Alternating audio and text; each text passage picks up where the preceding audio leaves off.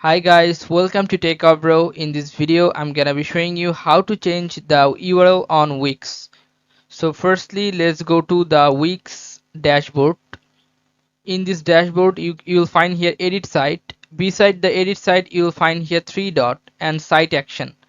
Click on this and you'll find here rename site. The first one, click on rename site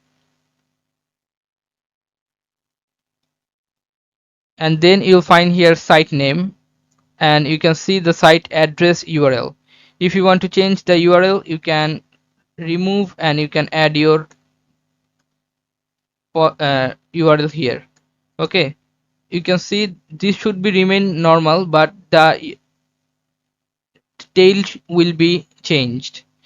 So after that you have to click on save. After click on save, your URL will be changed. Okay guys, so this is how you can do this guys. If you find this video helpful, then please give a thumbs up and don't forget to subscribe the channel. Thank you so much for watching the video.